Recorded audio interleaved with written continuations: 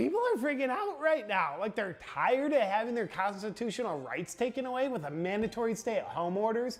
Cities are suing the California governor so their people can go back onto their beaches again.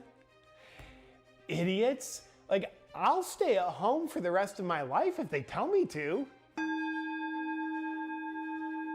Who knows how to make the best choices for my health and my life? Definitely not me. So I'm more than happy to put my blind trust in power-hungry politicians and definitely uncorrupt groups like the World Health Organization. I think they know what's best for me because they know me better than I know me.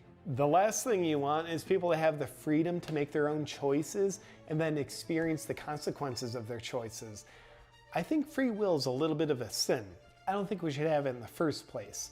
You wouldn't give a razor blade to a 3-year-old because it wouldn't be in their best interest. So you shouldn't give freedom to people either. All these Americans that want their freedoms are just ungrateful. I say if you don't like how things are going and you just want your freedom, then why don't you move to a free country like North Korea or Venezuela, you freaking heathens? Oh, I 100% buy into the narrative they tell me. I think it's ludicrous some people don't 100% believe the narrative like it's the absolute truth. Why wouldn't you? Think about it.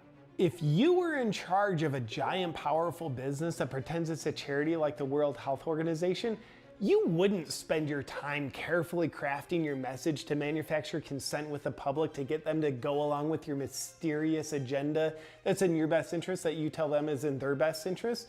You'd probably just get up to the podium and have a spontaneous conversation and see what comes out of your mouth while you're riffing.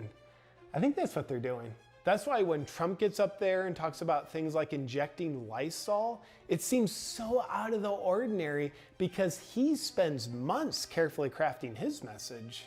I also find the more scared I am, the more unwilling I am to believe anything other than the original narrative that they told me that they're still telling me, even when new, more accurate information emerges.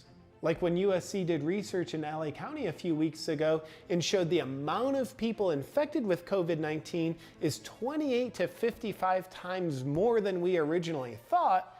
Yep, because most of these people don't have symptoms, it suggests the infection is far less dangerous than we originally thought. And in contrast to the original guesstimation of a death rate of 4.5% in COVID cases, the LA County Health Department says the new research suggests the actual death rate in COVID cases is between 0.1 and 0.2%. That means the actual death rate in COVID-19 cases is 22.5 to 45 times less deadly than we were originally told. But this new scientific data is irrelevant to me because it's like I already made up my mind when I was the most frightened. And I'm gonna keep believing what makes me the most frightened because it just feels more congruent in my being that way. I'll also spend a lot of time looking for information that they shove in my face that confirms my existing beliefs. There's nothing like a little confirmation bias to help my mind continue to learn and expand. I'm also really good at believing the COVID death count, as anyone who is diagnosed with COVID-19 and then dies, irregardless of what they die from, pre-existing condition or otherwise, their death is labeled a COVID death. Makes sense to me.